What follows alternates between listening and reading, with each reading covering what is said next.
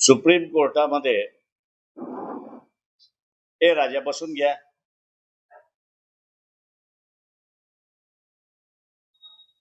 Supreme कोर्टामध्ये सेनेचं भांडण चाललंय. एका बाजूला एकनाथ शिंदे, दुसऱ्या बाजूला उद्धव ठाकरे, आणि मधात जे आहे ते अमित शहा बसलाय अशी परिस्थिती आहे. कधी ह्या बाजूचं टाळू लोणी खातोय, कधी त्या बाजूचं लोणी खातोय, अशी असणारी अवस्था आहे. या निर्णयाचा निकाल जो कपिल सिब्बल यांच्या आर्ग्युमेंट वरनं त्या ठिकाणी दिसतोय, आणि अगोदरच्या याच्यामध्ये दक्षता न घेतल्यामुळे इलेक्शन कमिशनने एकनाथ शिंदेना दिलेला सिम्बॉल त्याच्यावरती एका प्रकारचं सुप्रीम कोर्टाने शिक्कामोर्तब केला. आत्ताची अवस्था अशी दिसते की ऍडव्हान्टेज कोणाला असं जर आपण बघितलं तर हा ऍडव्हान्टेज बीजेपीला आहे अशी परिस्थिती आहे.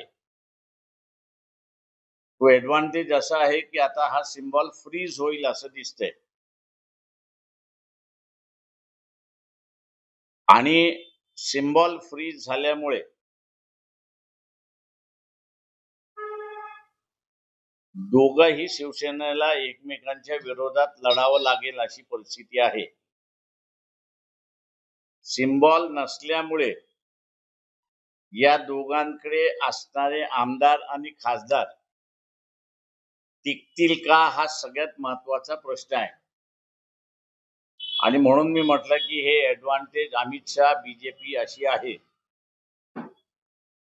जर सिम्बॉल फ्रीज झाला तर या दोन्ही पक्षामधले आमदार आणि खासदार हे बीजेपीकडे पळाल्याशिवाय राहणार नाहीत अशी परिस्थिती आहे.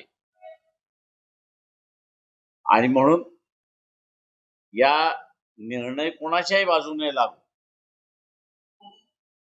फायदा हा बीजेपीचा आहे.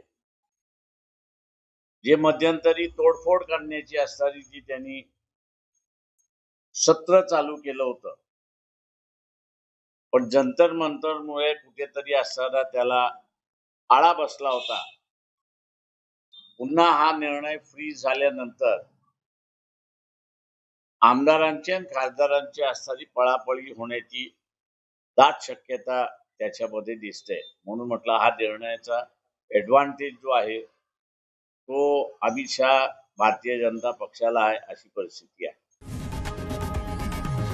लोकशाही मराठी ऐका, पहा, जागरूक रहा.